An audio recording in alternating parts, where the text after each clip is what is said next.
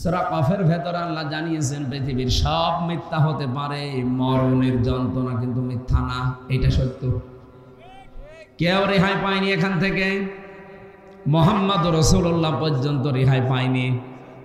হযরতে আজরাইল এসে শুধু তার বুকের উপরে হাতটা রেখেছিলেন, ডাক দিয়া বলেন, হে নবী, আপনি যদি থাকতে চান আমি আপনাকে রেখে যাব, যদি যেতে চান নিয়ে যাব। আমাকে আল্লাহ দায়িত্ব যেই দিন দিয়েছে ওই দিন থেকে আজকের এই দিন পর্যন্ত পৃথিবীর কোনো সৃষ্টির কাছে আমি অনুমতি নেইনি, আমার লাগেও না। যখন যেটা অর্ডার হয় শুধু নিয়ে চলে আসি। কিন্তু আজকে আমি এসেছি আপনার সাথে অনুমতি নেওয়ার জন্য, আপনি যেতে না চাইলে নিয়ে যাব না। নবীজি জিজ্ঞাসা করেন, আজরাইল কতদিন থাকা যাবে? যতদিন ইচ্ছা আপনার, তারপরে মরা লাগবে। তারপরে মরা লাগবে, এইটাই ফাইনাল। কুল্লু নাফসিন যায়িকাতুল মাউত সুম্মা ইলাইনা তুরজাউন। প্রত্যেকের একদিন মরা লাগবে, সবাইকে আল্লাহর কাছে ফিরে যাওয়া লাগবে। নবীজি ডাক দিয়ে বলেন, আজরাইল মরা যখন লাগবে তখন আমি আর নশ্বর দুনিয়ায় থাকতে চাই না, নিয়ে চলো আমার বন্ধুর কাছে। আমি হাদিস পড়েছি নবীজির মৃত্যুর, এই হাদিসটা ইন্তেকালের হাদিস। সাহাবী বর্ণনা করেন, নবীজি নিজে জানিয়েছেন, সাহাবী দুনিয়ার মানুষকে জানাবা, আজরাইল কিন্তু শুধু আমার হাত বুকের উপরে দিয়েছিল। আমি বলেছিলাম, আজরাইল কি করো? উহুদ পাহাড় মনে হচ্ছে বুকের উপরে দিলে। ফেরেশতা বলে, হে রাসূল, আমি হাত দিয়েছি শুধুমাত্র, আমি জানি আল্লাহর পরে আপনার স্থান। দুনিয়াতে এত আসানের সাথে কারো জান আমি কবজ করেছি বলে আমার মনে হয় না। বিশ্বনবী বলেন, আজরাইল হাত সরাও, আমি আর সহ্য করতে পারি না। এটাই যদি তোমার হয় আসানি মৃত্যু, তাহলে তোমার আযাবের মৃত্যু কোনটা? বলে একটু শুরু করি তাহলে। নবীজি ওই দিন বলেছেন, আজরাইল যত কষ্ট দেওয়া যায় মৃত্যুর আমাকে দিয়ে দাও, আমার এতিম উম্মতকে তুমি এইভাবে কষ্ট দিও না। গোপন কথা, হযরতে আজরাইল ওই দিন তিনি বলে ফেলেছিলেন, হে রাসূল, আপনার উম্মতদেরকে আপনি শেষ কথাটা জানিয়ে যান। এই মানুষগুলো যদি 5 ওয়াক্ত ফরজ নামাজ আদায়ের পরে আয়াতুল কুরসির 10টা ক্ষমতার কথা আল্লাহ দিয়েছেন। কয়টা? 10টা ক্ষমতার কথা আল্লাহ এর ভেতরে দিয়েছেন। কোন উম্মত যদি আয়াতুল কুরসির ওই 10টা ক্ষমতার কথা বিশ্বাস করে ফরজ নামাজের পরে 5 বার পড়তে পারে, আল্লাহ তাকে জান কবজের জন্য আমারে পাঠালে এর চাইতেও আসানে আমি জান কবজ করি। প্রশ্ন পেলাম কি? হযরতে আজরাইল আসবে, জানও কবজ করবে, কিন্তু আয়াতুল কুরসি যদি ফরজ নামাজের পরে কেউ একবার করে পড়ে, 5 ওয়াক্ত নামাজে 5 বার, আমরা যেভাবে পড়ছি এইভাবে না, এর ভেতরে 10টা ক্ষমতা কুদরতের কথা আছে। কয়টা? এগুলো আপনাকে আগে জানা লাগবে, বিশ্বাস করা লাগবে, এবং প্র্যাকটিক্যাল লাইফে দেখানো লাগবে যে হ্যাঁ আমি মানি। ঝড় আসলে আপনি উল্টিয়ে যাবেন, ওর নাম পড়া না। কথা বুঝতেছেন না? আপনি বোঝেন, আন্দাজে চিল্লিয়েছে। আজরাইলের শর্ত ছিল কি? আপনার উম্মতদেরকে বলেন, তারা যদি আয়াতুল কুরসির ভেতরে আল্লাহর যে 10টা ক্ষমতার কথা আছে, আল্লাহ যে 10টা পাওয়ার শক্তি কুদরতের কথা আল্লাহ দিয়েছেন, এটা যারা 5 ওয়াক্ত ফরজ নামাজের পরে পড়বে, শুধু পড়বে না, বিশ্বাস করবে এবং তাদের জীবনে তারা দেখাবে, তাদের জান কবজ হবে এমন অবস্থায় মনে হয় মায়ের স্তনে মুখ লাগিয়ে ঘুমিয়ে পড়েছে। তাহলে আমরা যদি আমলটা শুরু করতে পারি, অন্তত মরণের যন্ত্রণা থেকে আমরা রেহাই পেয়ে যাব। নাকি সমস্যা হয়ে দাঁড়িয়েছে যে 10টা বিষয়। আমার তো যতটুকু বাস্তবতা আমি দেখতেছি, দেশে 10টা না, একটাও আমরা মানি না। তাহলে আয়াতুল কুরসি কিয়ামত পর্যন্ত পড়ি আপনি কি করবেন? আজরাইলের হাত থেকে যদি মরণের যন্ত্রণা থেকে বাঁচতে হয়, আয়াতুল কুরসি পড়া লাগবে ঠিক, কিন্তু ওই 10টা বিশ্বাস করি। প্রথম নাম্বারে, আল্লাহু লা ইলাহা ইল্লা হুয়াল হাইয়ুল কাইয়্যুম। আল্লাহ পাক এখানে তার প্রথম ক্ষমতার কথা দিয়েছেন, আল্লাহু লা ইলাহা। এই যে ইলাহ, পুরা কোরআন শরীফের ভেতরে একটা ভয়ঙ্কর শব্দ ইলাহ শব্দটা আমরা অনেকেই শুনেছি, কিন্তু বাস্তবে আমাদের অনেকের মেলে না। ইলাহ শব্দের 4টা অর্থ হয়। ইলার প্রথম অর্থ ইলা মানে আইনদাতা। ইলা মানে, একটু আস্তে বলুন, আপনি নিরপেক্ষ দৃষ্টি দিয়ে বলেন তো, আপনি কি সত্যি আল্লাহর আইনের পক্ষের লোক? না। হয়তো নামাজ যেটা আল্লাহর আইন ওইটা আপনি পড়তে রাজি আছেন, রোজা আল্লাহর আইন আপনি পড়তে রাজি আছেন।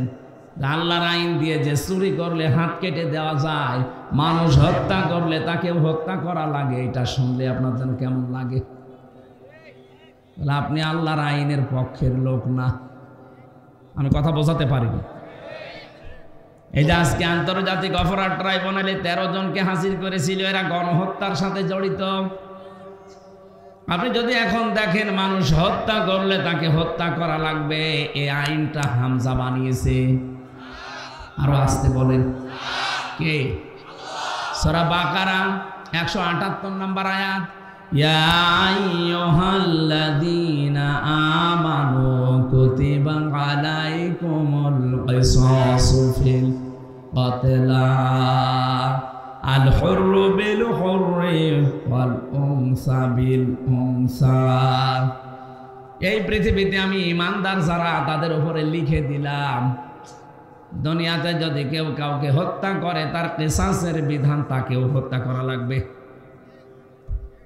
এই যে 3732 জন মানুষ জুলাই আগস্টের 5 তারিখের আগ পর্যন্ত হত্যা হয়েছে বাংলাদেশে, এটা এখন প্রমাণিত। হত্যা যদি হয় অবশ্যই কেউ না কেউ করেছে। কথা বলেন না কেন? যারা জড়িত আছে সে যেই হোক, এই আয়াত অনুযায়ী তার বিচারের পক্ষে আপনাকে থাকা লাগবে না। এখন আপনি যদি বলেন না এটা বর্বর আইন, এটা একটা কথা হইলো, মরে নাই গেছে ওরা যাক, আবার ভালো মানুষও মেরে ফেলবেন। আপনি কি আল্লাহর চাইতে বেশি মায়া দেখাচ্ছেন ওরে? যিনি বানিয়েছে তার চাইতে আপনার মায়া বেশি? এ দুনিয়াকে শান্ত করার জন্য, পৃথিবীকে যদি ভারসাম্য পূর্ণ করতে চান, এই বিধানটা কায়েম করাই লাগবে, নাই তো বিনা কারণে মানুষ হত্যা আপনি বন্ধ করতে পারবেন না। আল্লাহ বুঝে শুনে আইন দিয়েছেন, জানে মানুষের দুর্বলতা কোথায়। একটা মানুষকে যদি বায়তুল মুকাররমের সামনে নিয়ে ওই জায়গায় এক কোপে দুনিয়া থেকে বিদায় করে দেওয়া হয়, আগামী কিয়ামত পর্যন্ত এই দেশে বিনা কারণে কেউ কাউকে হত্যা করার আদেশ দেবে না। দিয়েছিল না 6 সালে?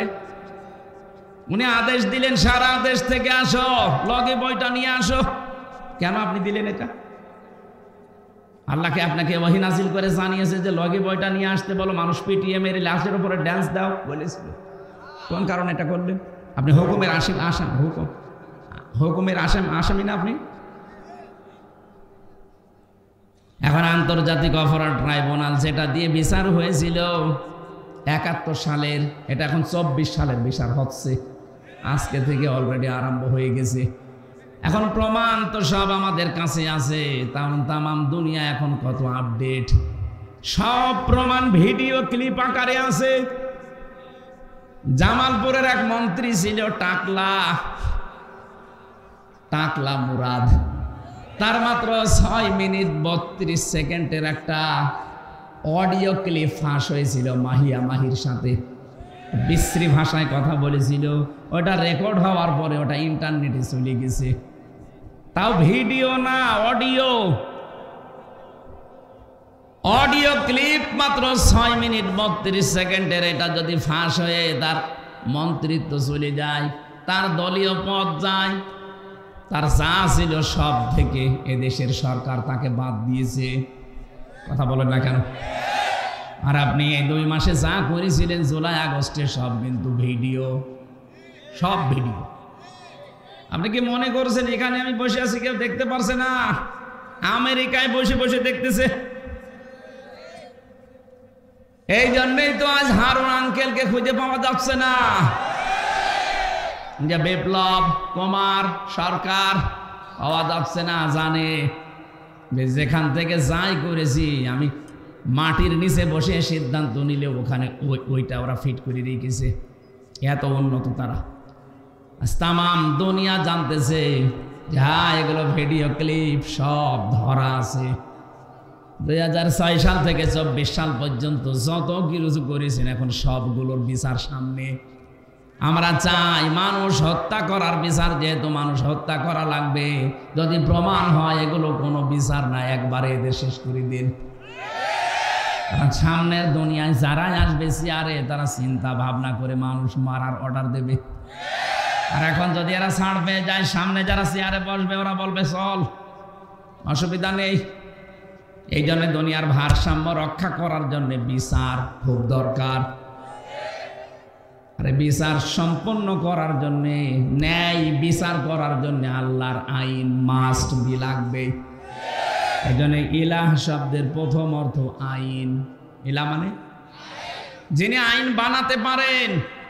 আলাহুল খালক ওয়াল আমর তাবারাকাল্লাহু রাব্বুল আলামিন। বলেন আল্লাহু আকবার। আল্লাহ পাক বলেন আমি বানিয়েছি দুনিয়া, কারো সাহায্য আমার লাগেনি, আমি বানিয়েছি। আলাহুল খালক ওয়াল আমর, দুনিয়া আমি বানিয়েছি, এখানে আইনও চলবে আমি আল্লাহর। এখন এই যে বিচার আরম্ভ হয়ে গেছে, চলছে। এই কয়েক বছরে 15.5 বছরে যে বিচার আমরা দেখলাম, দেখে অনেকেই খুশি ছিল। হ্যাঁ ঠিক আছে, ওরা অপরাধী, ওদের বিচার করেন। আরে ওটা 50 বছর আগে, আর আপনাকে টাটকা অপরাধী। ওরা তো 71 সালে 50 বছর পার হয়ে গেছে, আর আপনারটা মাত্র 2-3 মাস আগের। তাহলে বিচার আরো কত তাড়াতাড়ি হওয়া দরকার। সত্যি যদি বিচার যেভাবে হচ্ছে হবেও, আমি আশা করছি হবেও। যদি হয়ে যায় এই দেশ দেখবেন ঠান্ডা হয়ে যাবে।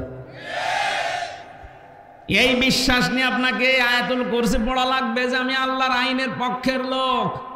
কেউ হত্যা করেছে, হ্যাঁ তাকে মেরে ফেলা লাগবে, কোনো মায়া মহাব্বত এখানে নেই। কেউ চুরি করেছে, তার হাত কেটে দেওয়া লাগবে, এইটাই বিধান।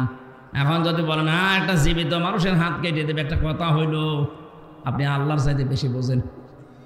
আমার রিমান্ডে যারা নিয়েছিল ওই অফিসারগুলো ওই মাটির নিচে, হয় না ঘরের ভেতরে, ওরা মাঝে মাঝে এমন কথা বলতো মনে হচ্ছে যে আল্লাহর চাইতে বেশি বোঝে। আল্লাহরও ভুল ধরত না, এটা ঠিক হয়নি আল্লাহ। আমি বাকিগুলো নাই বললাম না, ওইটা বলা আমার উদ্দেশ্য না। আমি শিক্ষা দিচ্ছিলাম ইলাহ মানে আইনদাতা। আল্লাহ কি আইনদাতা না? বলেন বলেন। 2 নম্বরে ইলাহ মানে সার্বভৌম ক্ষমতার অধিকারী।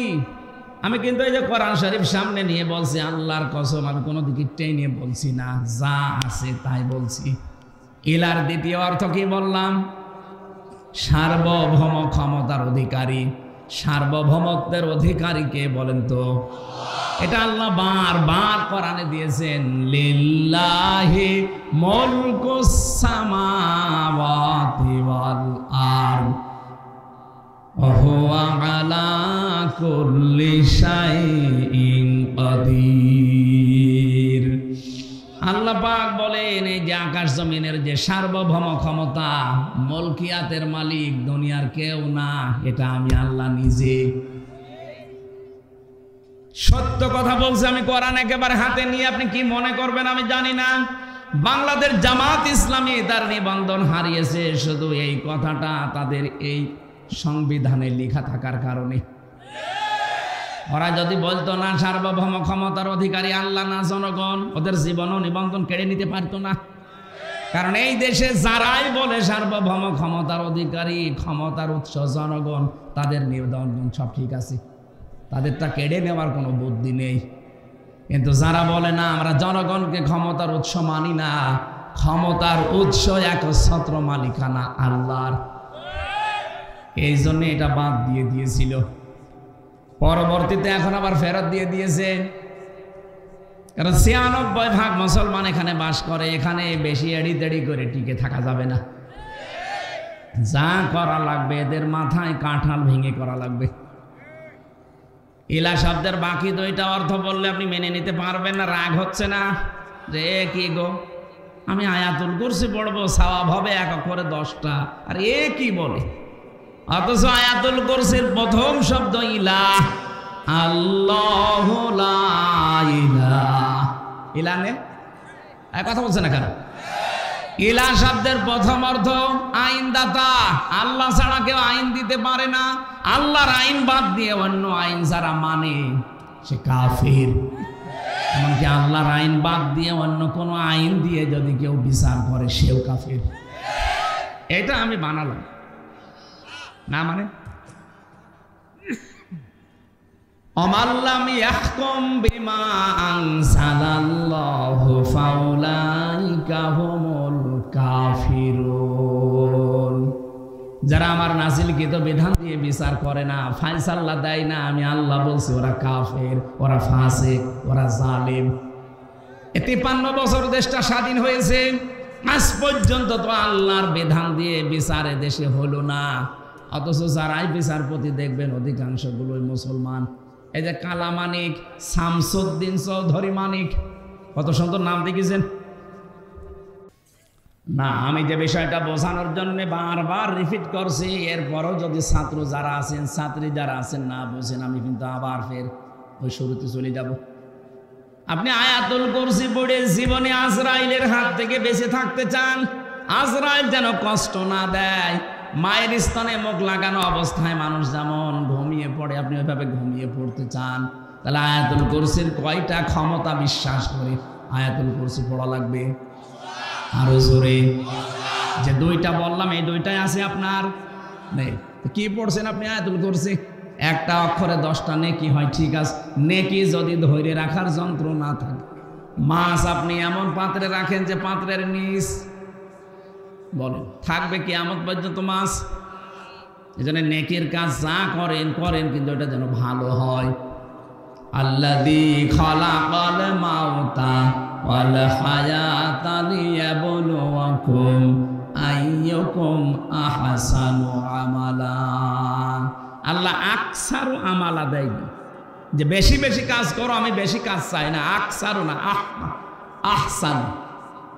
আমি কাজটা চাই ভালো, কাজ অল্প হোক কিন্তু কাজ যেন ভালো হয়। এই যে যারা দাঁড়িয়ে আছেন, এ মানুষগুলো যদি ওই জায়গায় বসে পড়তেন, এ পরিবেশটা আরো সুন্দর দেখা যেত, কাজটা আরো ভালো হতো। কিছু মানুষের জন্য হয়তো অসুন্দর লাগছে, তারপরও জায়গা আছে, হয়তো ওদের বসার জায়গায় উপরে কিছু নেই, এই জন্য বসতে চাচ্ছে না, দাঁড়িয়ে থাকে, কিন্তু অ্যাক্টিভভাবে শোনা লাগবে। আমি আজরাইলের কথা বলছিলাম। হযরতে আজরাইলের যে গোপন তথ্যটা তিনি ফাঁস করে দিলেন, উম্মতি মুহাম্মদীরা যদি আয়াতুল কুরসি এইভাবে পড়তে পারে, তাকে মরণের সময় কোনো কষ্ট দেওয়া হবে না। আমি সহ যারা এসেছি আজকে দিকে এভাবে পড়তে পারবো না। ক্ষমতার উৎস জনগণ। বলেন বলেন, আপনি কোন কারণে আল্লাহু আকবার বলেন? আল্লাহু আকবার মানে আল্লাহ সবার উপরে। এ কথা আরবিতে বললে আপনার কাছে রাজনীতি মনে হয় না, এ কথা আরবি দিয়ে নামাজ পড়লে আপনার নামাজ হয়। অথচ এইটা আমরা সংবিধানে লিখতে চাই, অনেকে এখনো মতামত দিচ্ছে না। যারা মতামত দেয় না তারাও মুসলমান। হ্যাঁ মুসলমান, তারা বলছেন না এদেশে হিন্দু নেই, খ্রিস্টান নেই, বৌদ্ধ নেই, তাদের উপরে একটা অবিচার হয়ে যাবে। আরে শয়তান, এদেশে ৯৬% মুসলমান। কত? মাত্র 4% আছে অন্যান্য জাতির লোকেরা। ৯৬% মানুষ যেখানে আল্লাহ একজন আছে, আল্লাহ সব কিছুর উপরে ক্ষমতাবান, এটা বিশ্বাস করে না, করে না, সেখানে আপনার দুর্বিসন্ধি হবে, মানে বৈষম্য হবে। কোন কারণে? ওই মানুষগুলোর ভেতরে আল্লাহ একজন আছে, বিশ্বাস আছে, কিন্তু প্রকাশ করতে পারে না। আপনি হিন্দুকে একবার ঘরের ভেতরে নিয়ে আচ্ছা করে পিটাবেন আর বলবেন সত্যি করে বল তোকে বাঁচাতে কে পারে। ও জীবনেও হরি, দুর্গা, হবলের নাম বলবে না, ও বলবে আল্লাহ একজন আছে। আমি নিজে পরীক্ষিত। যখন বরিশালে পড়তাম চরমনাই, ওই সময় মাঝে মাঝে নৌকায় যেতাম, তখন ব্রিজ ছিল না। নৌকায় ওঠার পরে দেখি ঝড় উঠেছে, আমরা যারা মুসলমান বলছি লা ইলাহা ইল্লাল্লাহ, হিন্দু দাদা আর দাদি দুইজনেই বলছে লা ইলাহা ইল্লাল্লাহ। কি গো, চেহারা দেখে মনে হচ্ছে অন্য ধর্মের। কালেমা পড়েন মানে মুসলমান হয়েছেন? বলছে না, কালেমা পড়েন। আমারে বলছে যে ঝড় উঠেছে এ ঝড়ে কালী দুর্গার কাজ না, এ আল্লাহ লাগবে। ওরাও জানে দুনিয়াতে কঠিন বিপদে পড়লে মানুষ হিসাবে আমরা যে মানবীয় গুণাগুণ নিয়ে বড় হচ্ছি, আমাদের ভেতরে একটা দুর্বলতা আছে, অস্থিরতা আছে। আজকের তেলাওয়াতকৃত আয়াতের 3 আয়াত আগে আছে, ইন্নাল ইনসানা খুলিকা হালুআ ইযা মাসসাহু শাররু জাযুআ ওয়া ইযা মাসসাহুল খায়রু মানুআ। অবশ্যই আমি মানুষকে অস্থির করে বানিয়েছি। বিপদে পড়লে হায় হতাশ করে, হতাশা ঘিরে ধরে, মনে হয় আর মনে হয় সূর্য উঠবে না। কোনো কিছু যদি পাই, আমার নিয়ামত কল্যাণ কিছু পেলেই তখনও কৃপণ হয়ে যায়। এগুলো মানুষের স্বভাব। এই জন্য কঠিন বিপদে পড়লে হিন্দু বলেন, খ্রিস্টান বলেন, বৌদ্ধ বলেন, সবাই মনে হয় উপরওয়ালা একজন আছে। জেল থেকে বের হওয়ার আগে এবং জেল থেকে বের হওয়ার পরে 3টা বছর বাদ দিলে আমি বহু দেশে আমার এই ছোট্ট জীবনে গিয়েছি। কতগুলো দেশ আমি ভ্রমণ করে দেখেছি। খ্রিস্টানদের সাথে, ইহুদিদের সাথে, বৌদ্ধদের সাথে আমি মিশে দেখেছি। আর হিন্দুদের সাথে তো পাশের রাষ্ট্রে গেলেই দেখা হয়। যত জায়গায় ওদের সাথে ট্রেনে, বাসে, প্লেনে চড়াচড়ি করে ওদের সাথে ঘোরাফেরা করে দেখেছি। হ্যাঁ, ওই মানুষগুলোর ভেতরে এই বিশ্বাস আছে যে আল্লাহ একজন আছে।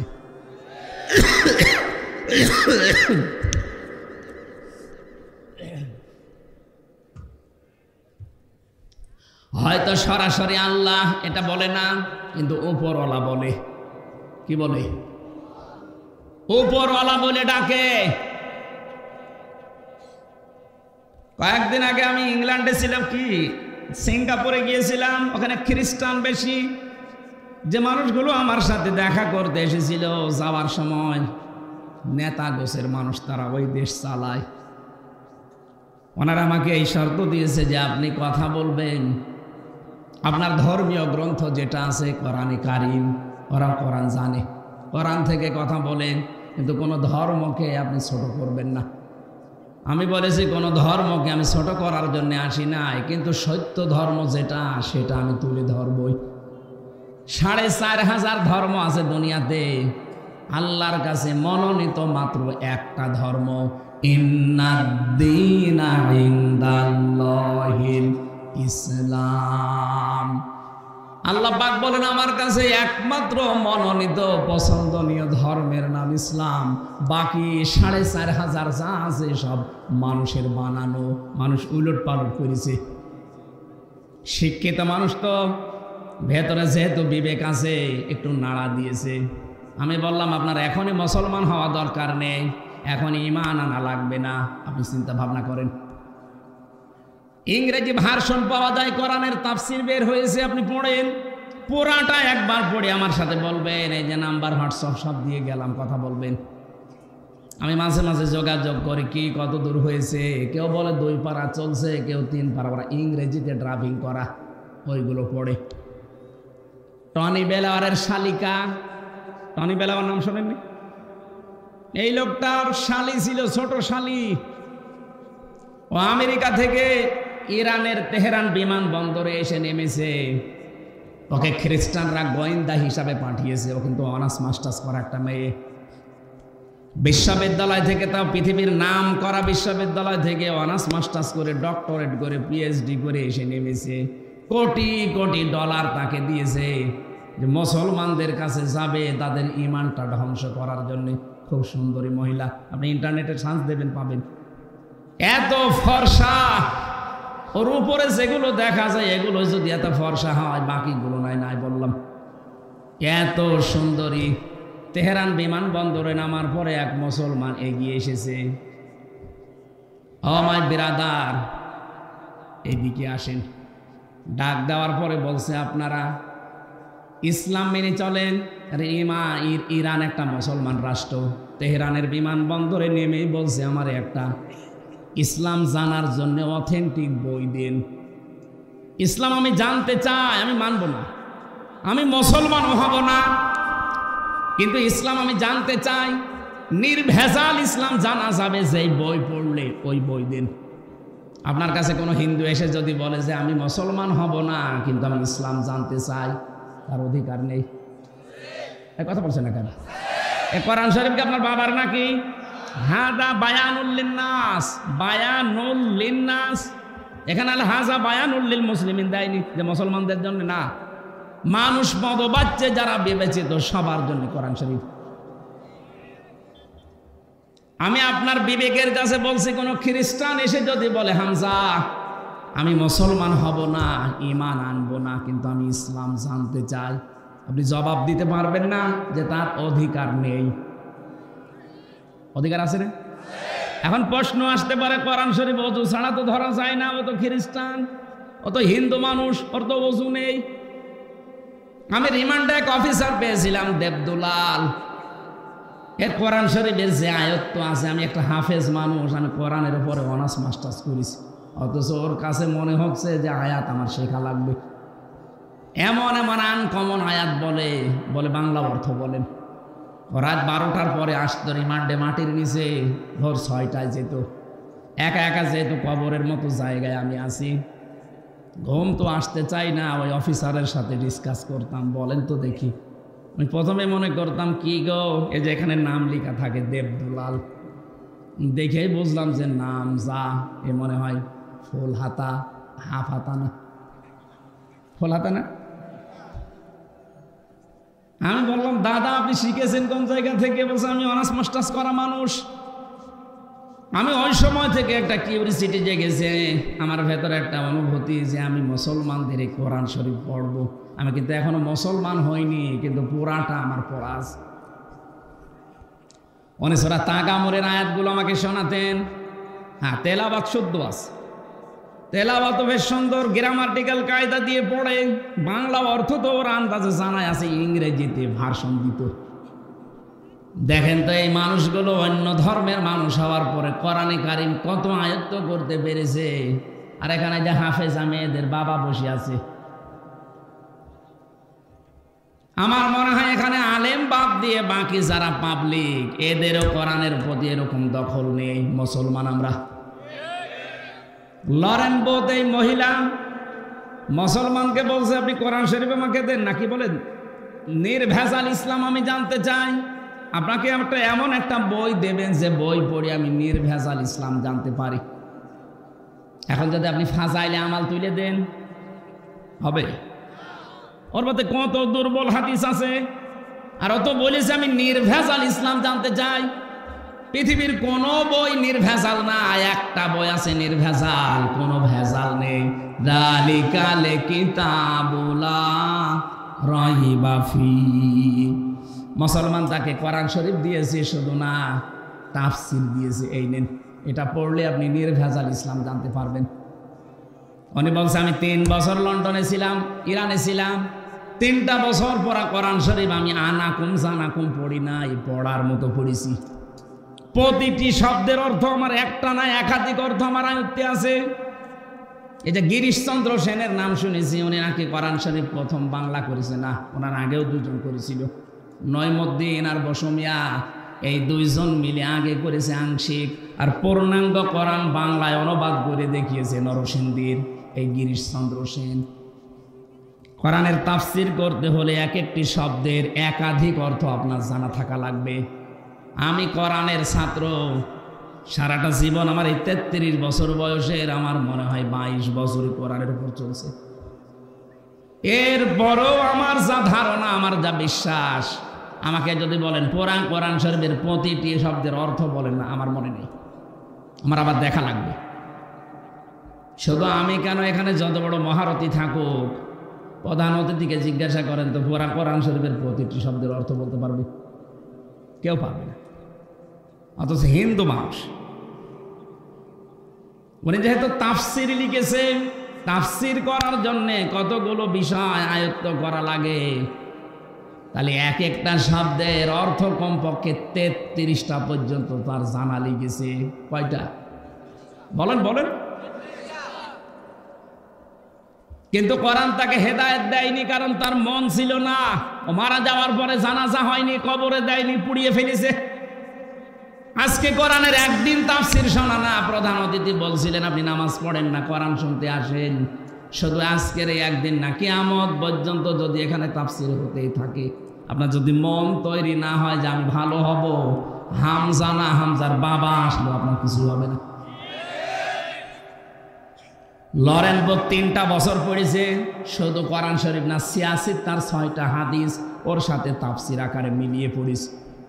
ওরাটা 3 বছর শেষ করার পরে মুসলমান হয়ে গেছে।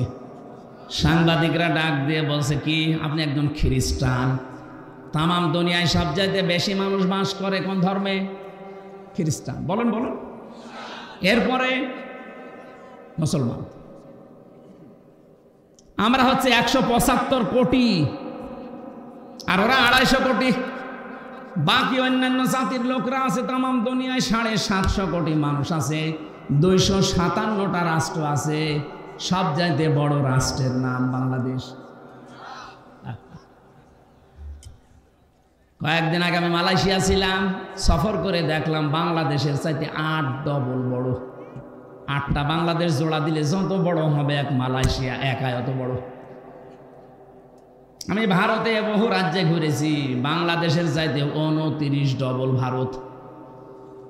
বাংলাদেশ 59টা জোড়া দিলে যত বড় হবে এক আমেরিকা একাই অত বড়। তাহলে আমেরিকার কাছে বাংলাদেশ একটা পাড়া না? 59টা বাংলাদেশ জোড়া দিলে যত বড় হয় আমেরিকা একাই অত বড়।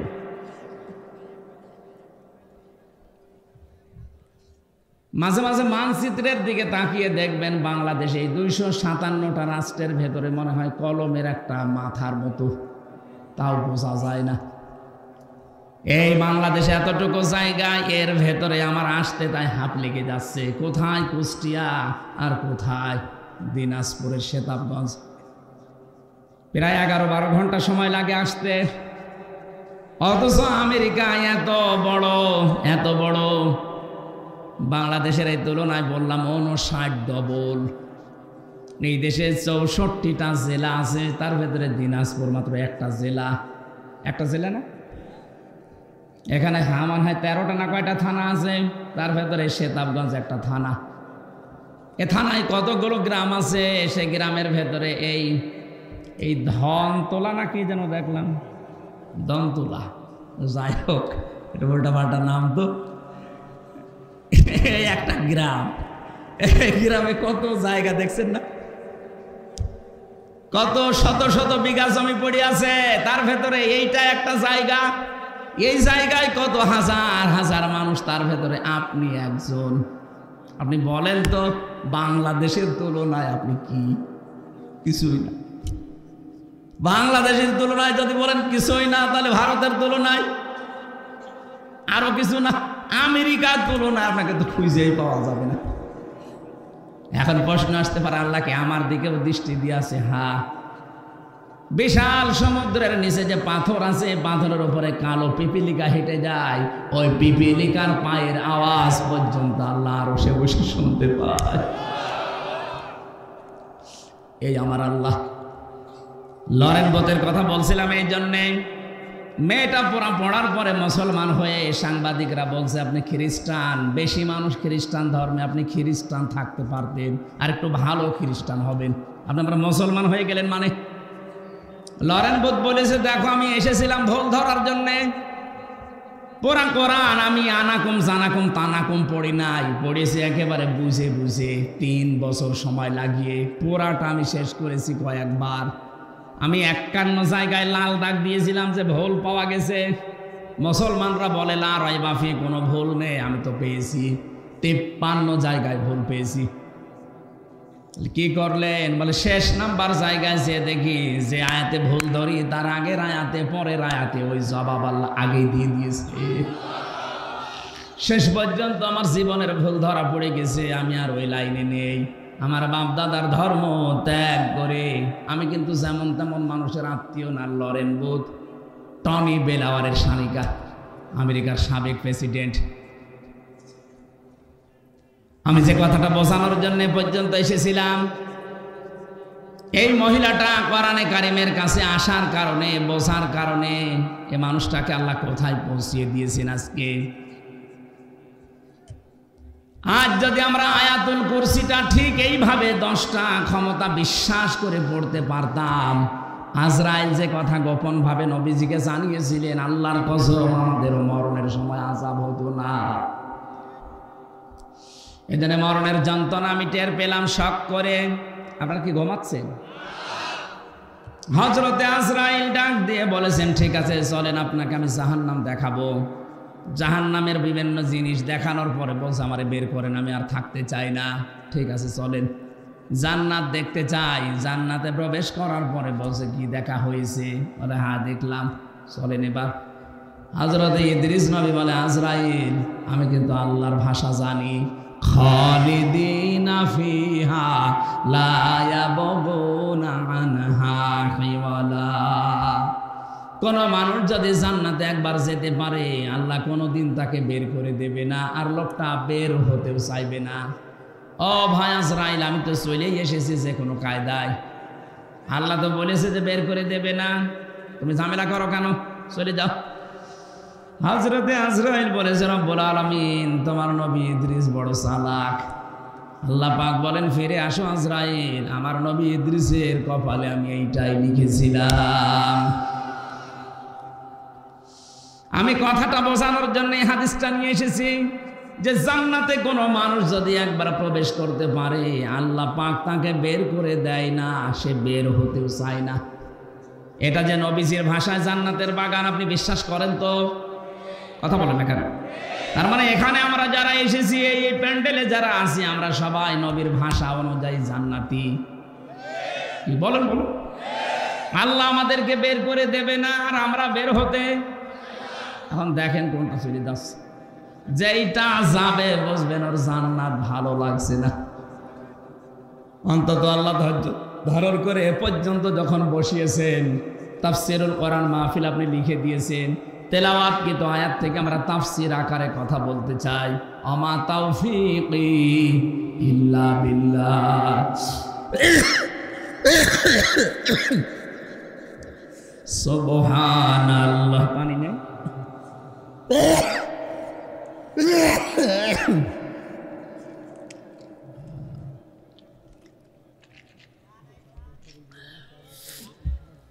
না থাক, চা এখন নিয়ে আসতে গেলে আবার আর এক ঝামেলা হবে। এখানে বসার দরকার নেই।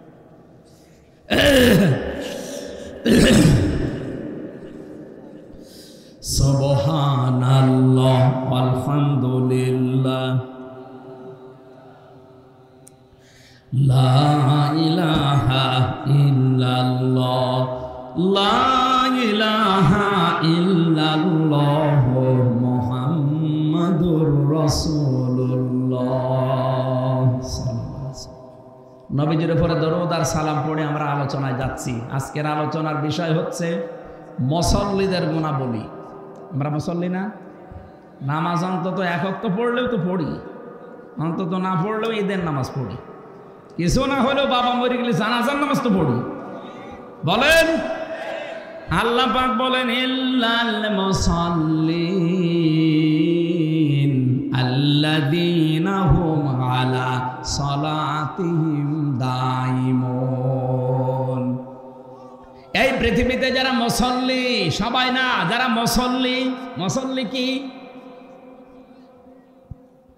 আল্লাহ পাক বলেন মুসল্লি কাদেরকে বলে জানো? আল্লাযীনা হুম আলা সালাতিহিম দাইমুন, যারা তাদের নামাজের উপরে স্থির, নামাজের উপরে দায়েম এবং কায়েম থাকে, সর্বদা নামাজের উপরে যারা থাকে। 2 ওয়াক্ত পড়ে, 3 ওয়াক্ত পড়ে না এমন না। এটা নিয়ে আসতে গেলেন কেন আবার?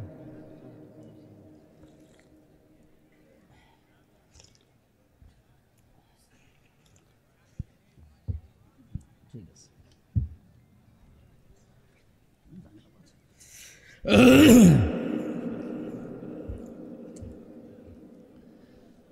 মুসল্লিদের গুনাহ বলতে গিয়ে ইবনে কাসিরের তাফসিরে আমি আয়াত পড়তে গিয়ে দেখলাম আল্লাহ পাকের কাছে সবচাইতে বেশি প্রিয় ওই কাজটা যে কাজটা ধারাবাহিকভাবে করা হয়।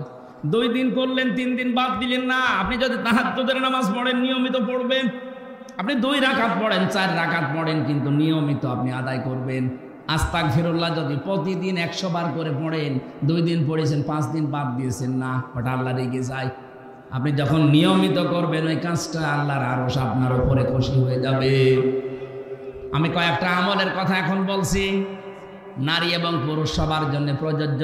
সব সময় অজু থাক আর না থাক, শরীর পাক থাক আর না থাক, সব সময় মুখে জারি রাখবেন আস্তাগফিরুল্লাহ ওয়া আতুবু ইলাইহি, আস্তাগফিরুল্লাহ ওয়া আতুবু ইলাইহি। যদি এটা বেশি বড় হয়ে যায় শুধু বলবেন ইগফিরলি ইগফিরলি অথবা আস্তাগফিরুল্লাহ আস্তাগফিরুল্লাহ। এটা পড়লে মানুষের মনের ভেতরে যে অশান্তি আছে, আল্লাহ বলেন আমি নিজে ওইটা দূর করে দেই। আর একটা আমলের কথা বলছি, বিপদ আপদে মুসিবতে সব সময় লেগে আছে। যদি পারেন, পারতপক্ষে দরুদ শরীফ পড়ার চেষ্টা করবেন। আল্লাহুম্মা সাল্লি আলা মুহাম্মাদ এতটুকু পড়েন, অথবা সাল্লাল্লাহু আলাইহি ওয়াসাল্লাম। আল্লাহুম্মা সাল্লি আলা মুহাম্মাদ ওয়া আলিহি ওয়া আসহাবিহি ওয়া বারিক ওয়া সাল্লিম। এরপর আরো 2টা আমল আছে। নবীজি বলেন, কেউ যদি এটা সব সময় বলে হাসবুনাল্লাহ হাসবুনাল্লাহু ওয়া নি'মাল ওয়াকিল, নি'মাল মাওলা ওয়া নি'মান নাসির। আর ইউনূস নবী বিপদে পড়ে যে দোয়া পড়েছিলেন ওইটাও পড়তে পারেন, লা ইলাহা ইল্লা আনতা সুবহানাকা ইন্নী কুনতু মিনাজ জালিমিন। কয়টা বললাম মনে আছে আপনাদের? 1 নম্বরে আস্তাগফিরুল্লাহ, 2 নম্বরে দরুদ শরীফ, 3 নম্বরে আপনি সব সময় চলতে ফিরতে হাসবুনাল্লাহ অথবা লা হাওলা ওয়ালা কুওয়াতা ইল্লা বিল্লাহ এ পর্যন্ত।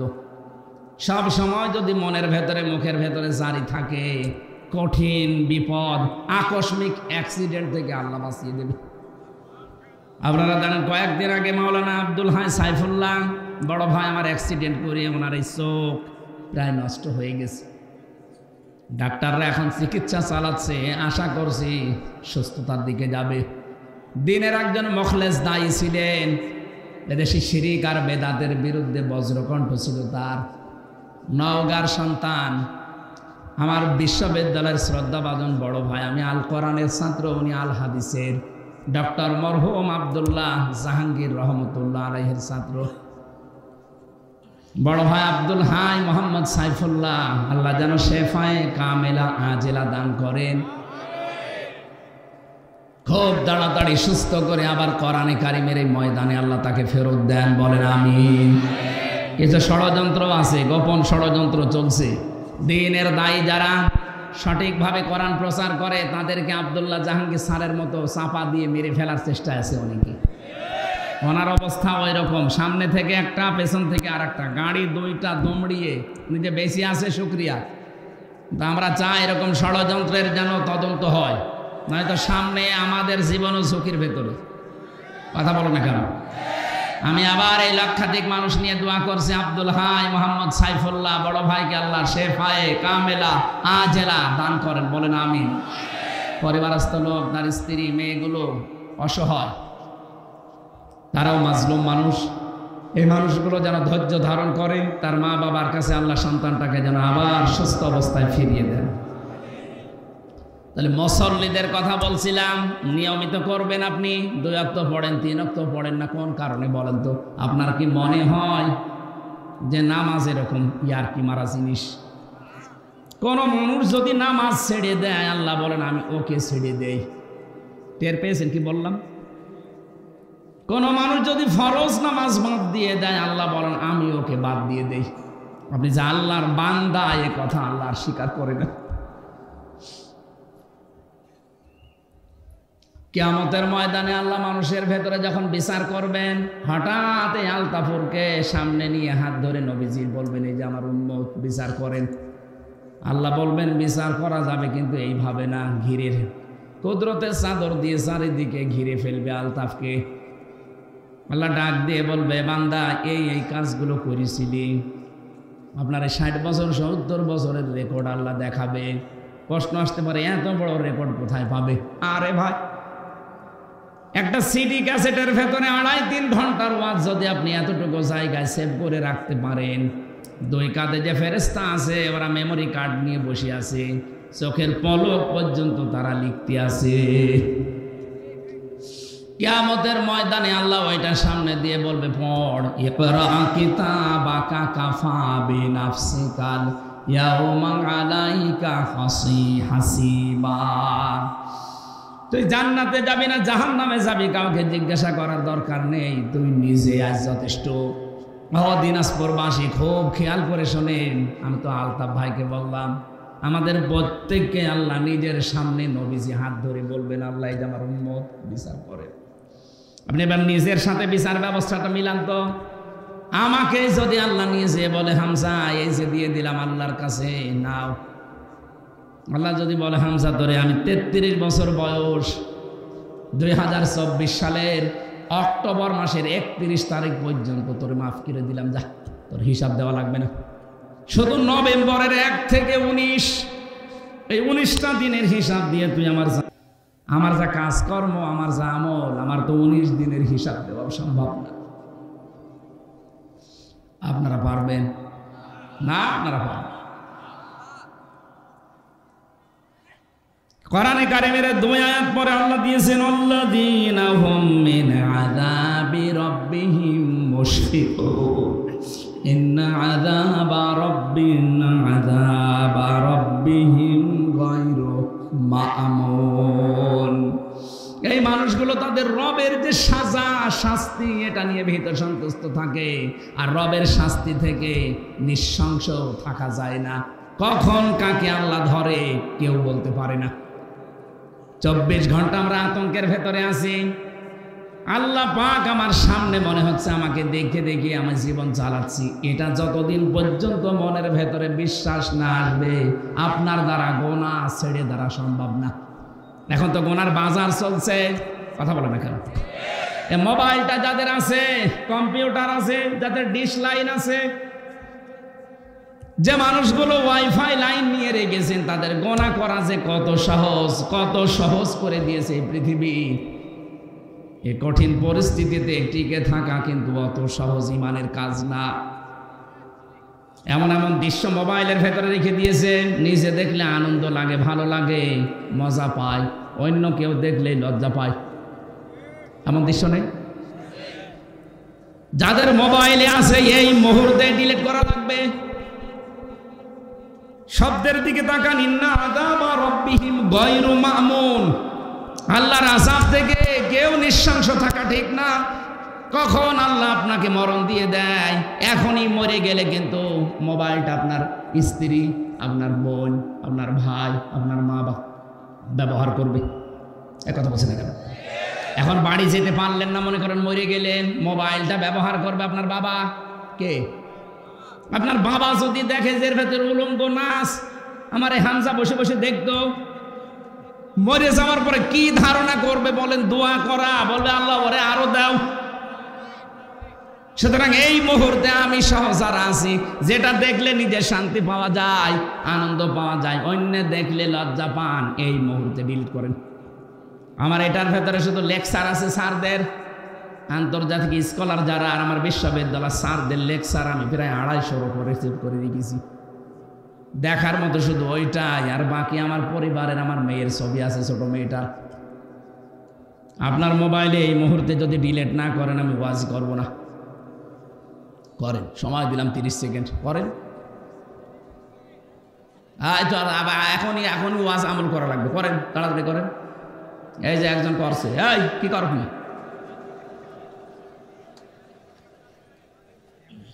নেন, ভিডিও করছে, আপনি করছেন কিনা করেন, তাড়াতাড়ি করেন।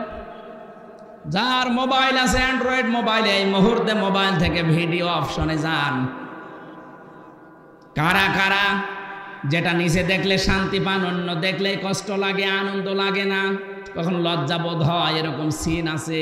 কারা কারা ডিলিট করবেন হাত তোলেন তো। ওই একজন শুধু। কি আছে আপনার মোবাইলে? দাঁড়িয়েলা মানুষ আপনি দেখেন? কে মুরব্বি কি আছে মোবাইলে? দেখে পরে মনে নাকি কি আছে দেখি।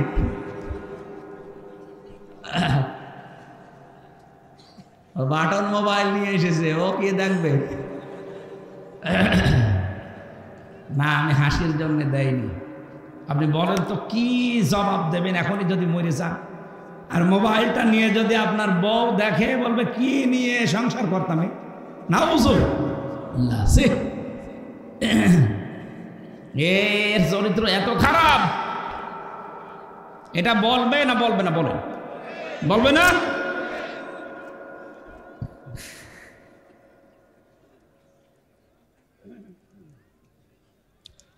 আমি কি বেশি বলে ফেললাম? এটা মোবাইলে আছে না নেই বলেন তো?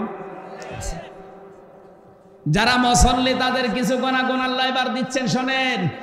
আল্লাহ পাক বলেন, আল্লাহ ওয়াল্লাযীনা ফি আমওয়ালিহিম হাক্কুম মা'লুম লিস-সাইলি ওয়াল মাহরুম ওয়াল্লাযীনা ইউসাদ্দিকুনা বিয়াউমিদ্দিন।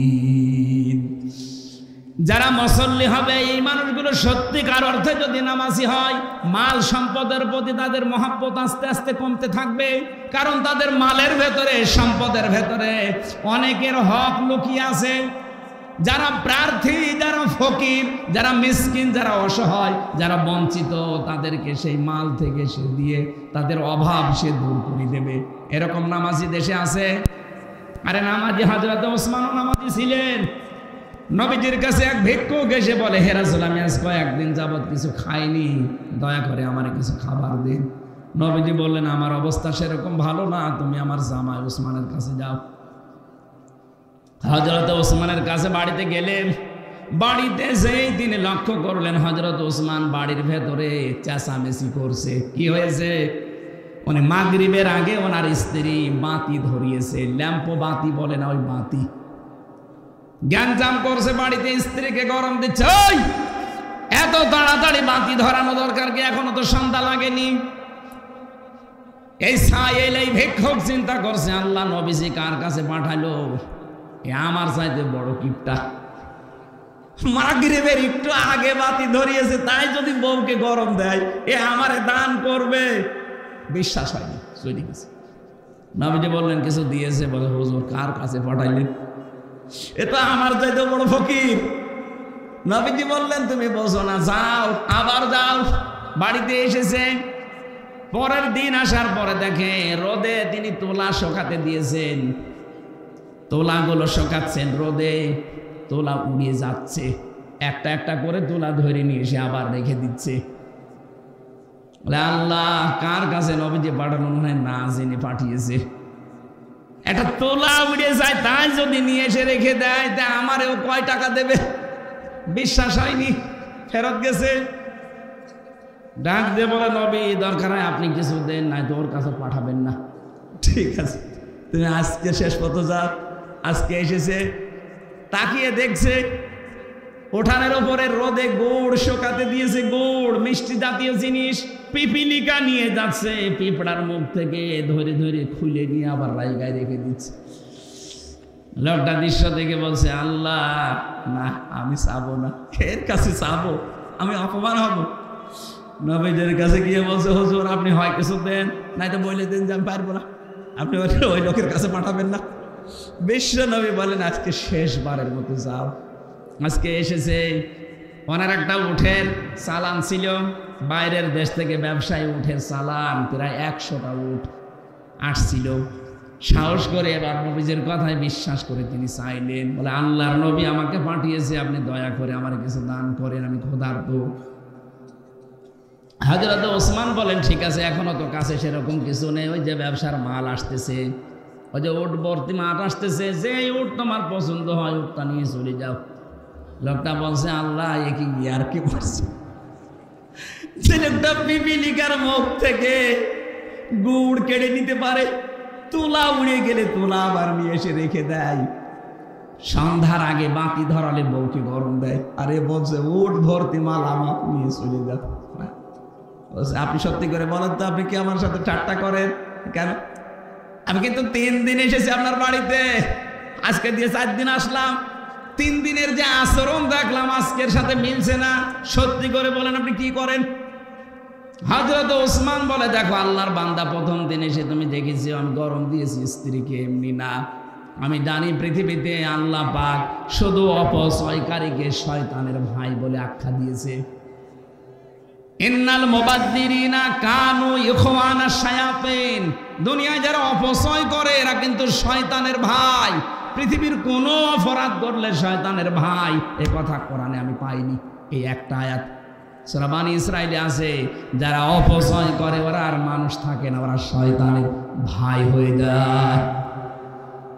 মাগরিবের আগে আমার স্ত্রী লম্প বাবাতি ধরিয়েছে, কোন কারণে যে অপচয় করবে এটা তো আমি মেনে নিতে পারি না, এই কারণে তাকে গরম দিয়েছিলাম শিক্ষা দেওয়ার জন্যে। দ্বিতীয় দিন যে তুলা উড়ে যাচ্ছিল, তুলা আসলে আমার ছিল না, আমার কাছে আমার বন্ধু রেখেছিল আমানত, নষ্ট হয়ে যাচ্ছিল, আমি শোকাতে দিয়েছিলাম। মানুষের আমানত আমার কাছে আছে, সেটা উড়ে চলে যাবে, আর আমি আমানত বসে বসে খেয়ানত করব না, এই শিক্ষা আমি পাইনি। আজ বাংলাদেশের মানুষ যারা দায়িত্বে ছিল, 1628 জন মানুষ দায়িত্বে ছিল, এই মানুষগুলো যদি হযরত ওসমানের মতো এইভাবে অ্যাক্টিভ ভাবে কাজ করত, আল্লাহর কসমে দেশ থেকে কিয়ামতের আগে তারা ক্ষমতা থেকে যেত না। আপনি আমানতের দায়িত্ব পেয়ে সব খেয়ানত করে বসে আছেন। ভূমির দায়িত্ব দেওয়া হয়েছিল, জমি জায়গার, যে মন্ত্রী, ভূমি মন্ত্রী, তাও প্রতিমন্ত্রী, সেই লোকটার নাকি 620টা বাড়ি। কয়টা লাগে বাড়ি আপনার? বলেন কয়টা লাগে বাড়ি? 64 জেলাতে 64টা হলেও তো হয়, 620টা বাড়ি বানিয়েছেন আপনি।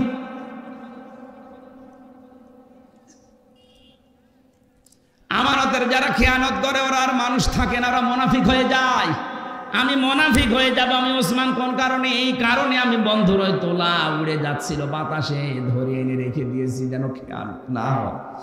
তৃতীয় দিন তুমি দেখেছো আমাকে গোড় আমি পিপিলিকার মুখ থেকে কেড়ে নিয়েছি। এই গোড়টা আমার না, এটা আমানতের গোড়, আমার কাছে রেখে গিয়েছিল। আমি ধনী মানুষ, আমার বাড়িতে জায়গা আছে, এখানে যেহেতু নষ্ট হয়ে যাচ্ছিল এই জন্য রোদে শুকাতে দিয়েছিলাম। পিপিলিকা নিয়ে যাবে আমানতের জিনিস, তার মানে বাংলাদেশে যত মানুষ দায়িত্বে ছিল এই দেশটা তাদের কাছে আমানত ছিল। কথা বলে দেখেন, জনগণের এই সম্পদগুলো সব দ্বারা যদি এইভাবে পাহারা দিতে পারতো, আমরা ঋণের এই বোঝা নিয়ে এখন বেঁচে থাকতাম না। কোটি কোটি টাকা পাচার করে করে দেশটা ফোকলা বানিয়ে দিয়েছে। এখন এই দেশে কেউ জন্ম নিলে তার মাথার উপরে 1 লাখ টাকা ঋণ। টের পাচ্ছেন? তাহলে আপনি যে আমার ওট ভর্তি করায় জিনিস দিয়ে দিচ্ছেন না, এটা আমার আখেরাত তৈরি হচ্ছে। আলতাফ সাহেব যে মাদ্রাসা বানিয়ে দিয়েছে, প্রায় 18 লক্ষের উপরে খরচ করে, জমি জায়গা দিয়ে বিল্ডিং বানিয়ে। আমার মহাতামিম না কে যেন বলছিল প্রায় 16 থেকে 18 লাখ টাকা খরচ। ওনার জীবনে আর যা করেছে সবগুলোর হিসাব দেওয়া লাগবে। কোরআনে কারিমের প্রচারের জন্য 18 লক্ষ টাকা কিয়ামতে আল্লাহ ওনার হিসাবের মাইরে রাখবে। তিরমিজি শরীফের হাদিস, নবীজি জানিয়েছেন 3টা জায়গায় পয়সা খরচ করলে আল্লাহ হিসাব নেয় না। 1 নম্বরে যারা পরিবারস্থ লোকদের জন্য খরচ করে, মা বাবা স্ত্রী সন্তানীদের। 2 নম্বরে যে মানুষগুলো দুনিয়াতে দিন কায়েমের জন্য চেষ্টা করছে তাদের পেছনে খরচ করে। 3 নম্বরে যারা এই পৃথিবীতে কোরআন প্রসারে কোরআন কায়েমে যারা আছে তাদের পেছনে খরচ করে। আপনি নিজে যদি সরাসরি যেতে না পারেন, যারা করে এইগুলো তাদেরকে দেবেন। এই টাকার হিসাব দেওয়া লাগবে না। কি করবেন আপনার টাকা দিয়ে যদি দিনের কাজই না হয়? তা আপনার টাকা আর আবু জেহেলের টাকা সমান। আবু জেহেলের টাকা ছিল না, কারণের টাকা ছিল না, কাজে লেগেছে, লাগে না। হ্যাঁ, এখানে কয়েকটা বাধা আছে, আমি 5টা বাধা পেয়েছি। বাংলাদেশে আমাদের অনেকের মন আছে দিনের জন্য, রক্তের সম্পর্ক যাদের সাথে আছে তাদের পেছনে আমরা খরচ করি, কিন্তু আমার বউ আর শাশুড়ি এরা বাধা। এরকম পরিবার দেশে নেই? অনেক পরিবারে আছে আমার নিজের টাকা, আমার ভাইকে, আমার বোনকে, আমার চাচাকে, আমার ফুফুকে, যাদের সাথে আমার সম্পর্ক রক্তের, এদের হক নেই আমার প্রতি। বলেন না কেন? এই যে লিসাইলি ওয়াল মাহরুম, সূরা জারিয়াতের 19 নম্বর আয়াতের ব্যাখ্যা করা আছে, অফি আমওয়ালিহিম হাক্কুল লিসাইলি ওয়াল মাহরুম। যে মানুষগুলো তাদের সম্পদ থেকে, যাদের হক আছে তাদের হক বুঝে দেয়। আমার সবচাইতে বেশি হক আমার সম্পদের উপরে, আমার সাথে সম্পর্ক রক্তের যাদের তাদের। আর আমার সাথে সবচাইতে বেশি সম্পর্ক রক্তের আমার ভাই, আমার বোন, আমার ফুফু, এক কথা বলছে না কেন, আমার চাচা। আপনি আপনার বউকে ওভারটেক করে এই রক্তের সম্পর্কগুলো ঠিক রাখেন, তাদের হক আদায় করতে যান, আপনার বউর আর মন পাবেন না। এরকম বউ দেশে নেই? এক কথা বলে না কেন? কার কার বউ এরকম মন ছোট, হাত তোলেন তো। আলহামদুলিল্লাহ, এই এলাকা তো অনেক ভালো আছে। এই এলাকায় ওয়াজ দেওয়ার দরকার নেই, এই এলাকায় গান দেবে। এই এলাকার মা বোনেরা মাদ্রাসা আছে তো সব ভালো হয়ে গেছে। সম্মানিত মা বোনেরা, না আমি জানি এটা রেকর্ড হচ্ছে। সারা বাংলাদেশ সহ বিশ্বে বহু মহিলার মন এরকম ছোট, তার নিজের বাবার জন্যে, তার ভাইয়ের জন্যে, তার নিজের মামার জন্য, চাচার জন্য খরচ করেন, কোনো অসুবিধা নেই, আরো বলবে করো। আর স্বামী তার মায়ের জন্য, বাবার জন্য, বোনের জন্য, চাচার জন্য কিছু করলে হুকুম পেশা হয়ে যায়। আপনার মন এত ছোট কেন? আপনি কি মনে করেন যে আমি নামাজ পড়ে রোজা করে জান্নাতে চলে যাবো? কিসের জান্নাত আপনার? রক্তের সম্পর্ক যারা ঠিক রাখে না, যারা রক্তের সম্পর্কগুলো নষ্ট করে দেয়, তারা চির জাহান্নামী। কারণ এই যে রেহেম, রেহেম মানে রক্তের সম্পর্ক। রেহেম মানে কি? আল্লাহ যখন দুনিয়া তৈরি শেষ করে ফেললেন, তখন রেহেম আল্লাহর কুদরতের পাশে ভিতরে ছিল। ডাক দিয়ে বলেন, আল্লাহ তুমি আমার সম্পর্কে কি সিদ্ধান্ত নিলে? কিছু তো জানালে না। আল্লাহ বলেন, রেহেম, দুনিয়াতে যারা রক্তের সম্পর্ক তোর সাথে ঠিক রাখবে, আমার সাথে তাদের সম্পর্ক ঠিক আছে। আর তোর সাথে যার সম্পর্ক ঠিক নেই, আমি বলি যে ওটা আমার বান্দা না, ওর দায়িত্বই আমার নেই, ওর সাথে আমি কাট। বলেন তো আপনার কারণে শুধু, এটা শুধু স্ত্রীর কারণে হয়? এই কথা বলছে না কেন? হাজারো স্বামী চায় যে আমার মা বাবা আমার সাথে থাক, কিন্তু স্ত্রী চায় না। কোরআনের আয়াতের ভেতরে আমি তাফসিরে ইবনে কাসিরে লক্ষ লক্ষ ব্যাখ্যা পেয়েছি। আমি বেশিরভাগ কথা রাত 10টা পর্যন্ত বলি। ডাক্তার আমারে বলেছে রাত 10টার পরে ঘুমিয়ে পড়বেন। আজকে 11টা বেজে গেছে, যেহেতু মাগরিবের পর একটু ঘুমিয়েছিলাম, এই কারণে আমি 1 ঘন্টা বেশি পড়েছি। আগামীতে এর পরের আয়াত আল্লাযীনা হুম লিফুরুজিহিম, লজ্জাস্থানের আয়াত আছে, লজ্জাস্থান সম্পর্কিত কথাগুলো। এরপরে আর মাহফিল আছে এলাকায়? এই হারুন মাওলানা কই? আশপাশ যেখানে আছেন এরপরের থেকে কথা বলবো না। আমি 11টা বেজে গেছে, তার কথা বলি না। 10টার পরে আমার জেগে থাকা নিষেধ। আমার শরীরে জালেমরা যা দিয়েছে 3টা বছরে, আমি একদম শেষ হয়ে গেছি। আল্লাহুম্মা আমিন। লা ইলাহা ইল্লা আনতা সুবহানাকা ইন্নী কুনতু মিনাজ জালিমিন। এই মোনাজাতটা বসে করবেন, বসেন। মোনাজাতের পরে আমার জেলখানায় লিখিত বই আছে, ওই যে সাদা গাড়ি আছে, ওখান থেকে নিয়ে নিজের বউকে মেয়েকে উপহার দেবেন। লা হাওলা ওয়ালা কুওয়াতা ইল্লা বিল্লাহিল আলিয়্যিল আযীম। রব্বুল আলামিন কোরআনের তাফসীর যতটুকু বুঝি আমি চেষ্টা করছিলাম বোঝানোর। দিনাজপুরের শীতাবগঞ্জের মানুষগুলো চাতক পাখির মতো শুনছিল। কোরআনে কারীম শোনার জন্য যাদের এত আগ্রহ, এই মানুষগুলোকে তুমি মেহেরবানি করে কোরআনের হেদায়েত দিয়ে দাও। সওয়াবগুলো তুমি নবীজির রওজায় পৌঁছিয়ে দাও। বিশাল আয়োজনে যারা আশ্রম দিয়েছে এই মাদ্রাসার পক্ষ থেকে, এলাকার যুবক, এলাকার মানুষেরা যারা এগিয়ে এসেছে, আল্লাহ কোরআনের ইজ্জতে তাদেরকে ওসমানের সাথে কবুল করে নাও। আজকে যারা আলোচনা রেখেছে আলেমদের মঞ্জুর করো।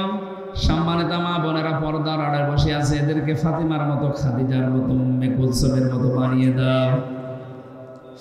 রব্বুল আলামিন আমাদের স্ত্রী সন্তান যেগুলো দিয়েছ এমন ভাবে তৈরি করে দাও। রব্বানা হাব লানা মিন আজওয়াজিনা ওয়া যুররিয়াতিনা কুররাতা আ'য়ুনিন ওয়াজআলনা লিল মুত্তাকিনা ইমামা। এদের দেখলে যেন আমাদের চক্ষু জুড়িয়ে যায়, হৃদয়টা শীতল হয়ে যায়। এমন কোন সন্তান স্ত্রী আমাদেরকে দিও না যাদেরকে দেখলেই আমাদের রাগ হয়ে যায়। তোমার দিনের পথে যারা বাধা হয়ে দাঁড়ায়, এরকম স্ত্রী সন্তান থেকে আমাদেরকে রক্ষা করো আল্লাহ। বড় আশা নিয়ে মুসাফির অবস্থায় হাত তুলেছি। আজকের প্রধান অতিথি আলতাফ ভাইকে কবুল করে নাও। সভাপতি একজন আলেম মানুষ আমিনুল হককে কবুল করো। আল্লাহ তাআলা যত আলেম এখানে বসে আছে, মাওলানা হারুন রশিদ, মাওলানা হোসেন আহমেদ, হাফিজ শাহিনুর রহমান সহ হাফেজ আবু বকর সিদ্দিক সহ তানভীর ভাই সহ যত মানুষ আমরা হাত তুলেছি, আমাদের হাতগুলো দরবারে ইলাহিতে কবুল করে নাও। যাই শুনলাম আজকে থেকে আমি সহ প্রত্যেকের জীবনে সেট করে দাও। এলাকায় মাটির নিচে যারা ঘুমিয়ে আছে কবরগুলো জান্নাত বানিয়ে দাও। এই মাদ্রাসার যত প্রয়োজন আছে তোমার বান্দা বান্দীদের দিল মন এই দিকে ঝুঁকিয়ে দাও। কোনো অভাব যেন না থাকে আল্লাহ, যত অভাব আছে দূর করে দাও। মিডিয়ার যে ভাইরা রাত দিন বাংলার বিভিন্ন প্রান্তে কষ্ট করে দিনের কথাগুলো ছড়িয়ে দিচ্ছে, এদের জীবন তুমি পরিষ্কার পরিচ্ছন্ন করে দাও, এদের জীবনের অভাব দূর করে দাও। এলা বহু কষ্ট স্বীকার করে তারা, এই রাত নেই দিন নেই, আজকে দিনাজপুরে, কালকে খুলনা, পরের দিন চট্টগ্রাম, তারা আমাদের সাথে সাথে যায়। এই মানুষগুলোর পরিবারের অভাব দূর করে দাও, এদের স্বভাবগুলো ভালো বানিয়ে দাও, এদের মা বাবাকে সুস্থ রাখো। শ্রদ্ধাভাজন বড় ভাই মাওলানা আব্দুল হাই সাইফুল্লাহ অসুস্থ হয়ে পড়ে আছে অ্যাক্সিডেন্ট করে, আল্লাহ শেফায়ে কামেলা আজেলা নসিব করে দাও। চর্ম চোখে বড় আশা জাগে দেখতে, তোমার কালাম দিয়ে দেশটা চলছে। রব্বুল আলামিন কিচ্ছু চাই না জীবনে, চর্ম চোখে যেন দেখতে পারি তোমার কালাম দিয়ে দেশটা চলছে। এইটাই আমার জীবনের শেষ আশা, শেষ ভরসা। জীবনে কিছুই যদি তোমার ভালো না লাগে, আজকের এই দৃশ্য দেখে পারানে কারিমের হাতে দেশটা তুলে দাও। আল্লাহ গোনা থেকে বাঁচা তোমার রহমত ছাড়া সম্ভব না। মুসল্লিদের যে গুণাবলী তুমি বললে, এগুলো আমাদের 100 ভাগ আমল করার তৌফিক দাও। তোমার ভয় আমাদের কলিজার ভেতরে ঢুকিয়ে দাও। মাওলানা হোসাইন ভাই তার বাবাকে হারিয়েছে, আমি তো আমার বাবা মা দুইটাই বেঁচে আছে, আমি জানি না। তার বাবাটা হারিয়েছে, তোমার ওই এতিম বান্দার হাতের দিকে তাকিয়ে বাবাকে মাফ করে দাও। সারাটা জীবন অপরাধ করেছে, হাত উঠায় কথা বলবো ভয় করে, লজ্জা করে, গোনাগুলো আজ গোপন করে রেখেছে, এই জন্য মানুষে কিছু জানে না। অপরাধগুলো যদি লেখা থাকতো শরীরে, মানুষ আমাদের কুকুরের মতো ঘৃণা করত।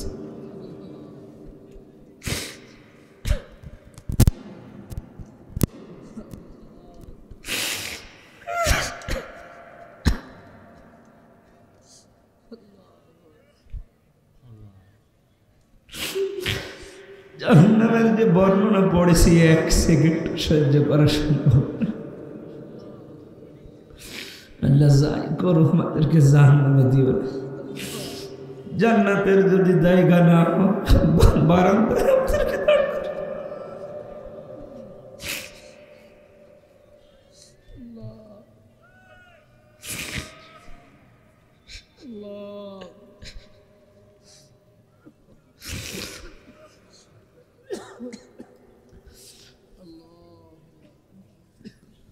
রব্বুল আলামিন বড় ভয় লাগে, নামের আগে আলেম লেখা আছে, নাজারে কিয়ামত। কোটি কোটি মানুষের সামনে আবার অপমান করো কিনা, অপমান করো। তোমার সাত্তার নামে রসুল আমাদের গোনাগুলো আল্লাহ গোপন করে দিও। কখন কার কাছে আজরাইল আসে জানি না, যখনই আসবে যেন একটা বার হলেও পড়তে পারি লা ইলাহা ইল্লাল্লাহু মুহাম্মাদুর রাসূলুল্লাহ।